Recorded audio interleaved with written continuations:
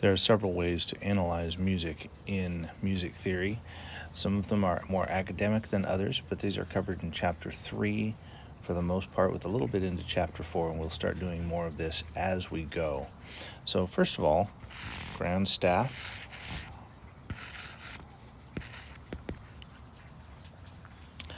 When you have a chord, we were used to writing triads in this form. We're now going to start writing most music in 4 parts, which now means we will double the root in many situations. And we will have a soprano part, alto part, tenor part, and bass part. You should know that by now. All right, from there, when we have a chord like this, it is a C chord, and it can look anything. It can look like any configuration of chords, of notes in any order.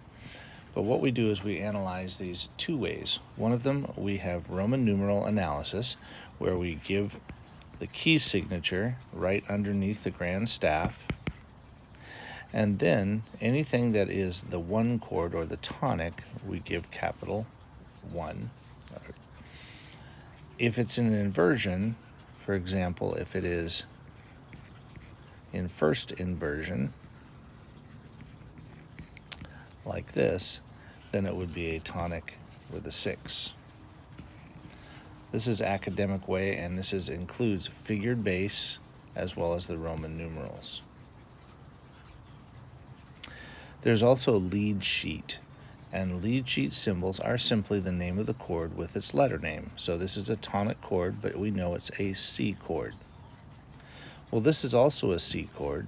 However, it looks a little different because we want the 3rd in the bass. We simply put a slash, and then we put whatever note is on the bottom below it. It's really pretty simple and easier to remember than many of the other ways that we will be doing things in music. So if we go to another chord, let's say we go to a G chord,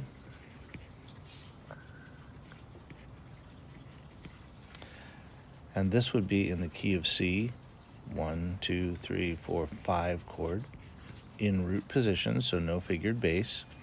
Up above, we simply put a G. If that chord has the G, let's reverse that. If that chord has, let's say, the D on the bottom, all right, but we still have G's as needed. Notice we can use ledger lines in these chords. It's still a G chord, because if we were to configure this again, it would give us a G, B, and D.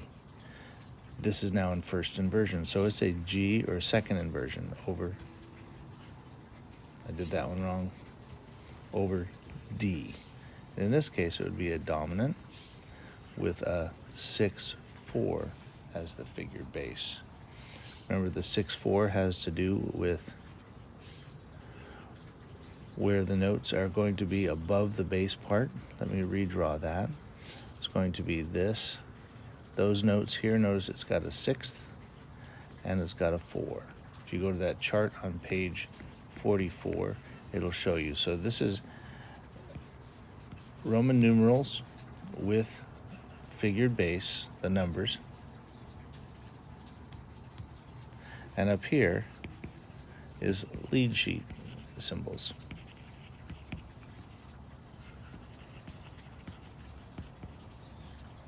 That's how we analyze music currently. This won't change.